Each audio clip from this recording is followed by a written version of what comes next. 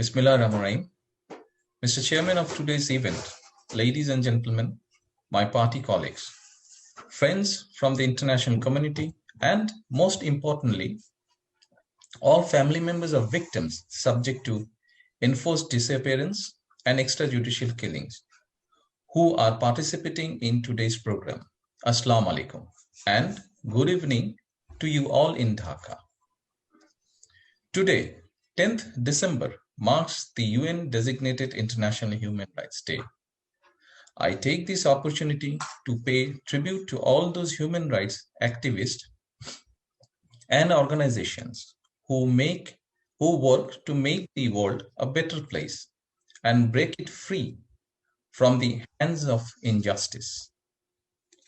The people of Bangladesh faced with many atrocities of miscarriages of justice, breakdown of rule of law, barring of freedom of expression, and onslaught of a global pandemic remaining strong and brave to be hopeful of a better future. On this occasion, I recall all those citizens of the country who have sacrificed their lives for establishing democracy, and also those who have been injured, tortured, and suffered in many ways. And I particularly take this opportunity to recall all my fellow party colleagues who have given their lives in fighting against the atrocities of an unelected regime in the hope of restoring the rights of the people of Bangladesh. Sheikh Hasina's highly flawed government in Bangladesh continue to rule the country through influencing state institutions to fulfill its objectives, through brutal forces on the people of the country. Law enforcement authorities, the judicial system, businesses, people's rights, all are at the desire of a flawed government that rules by applying state terror to influence and manipulate all institutions to fulfill the desire of a one-party state. Today we see the Bangladesh state exchequer is exploited to erect sculpture of a past ruler to justify the forceful presence of one-party rule across the country.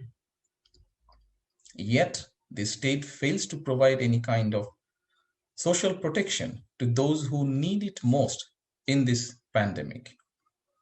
No support to provide food and shelter for the economically disadvantaged people. No adequate financial support to those who have lost jobs or face long-term financial difficulties. No support for small businesses, but yet we see millions of crores being looted by beneficiaries of the ruling political regime from state banks, institutions, and organizations. Endemic corruption and violation of human rights across all sectors is at an all-time high in Bangladesh. Friends, you all heard today the distress and grave pain of the people of those subject to extrajudicial killings and disappearance go through every day in the hope that they will hear the news of their loved one returning one day, or in the hope they will see justice of those who have been killed at the violent hands of the state.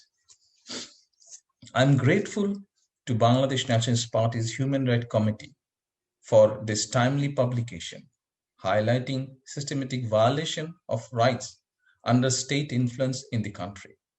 I hope friends in the international community will find some factual basis in this substantive documentation of case studies to further the work of restoring people's rights in Bangladesh.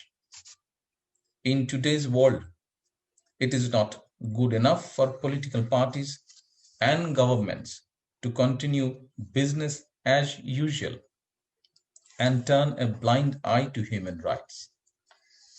Political leaders must exercise vision to safeguard their well-being of their people by allowing them the freedom to express their will.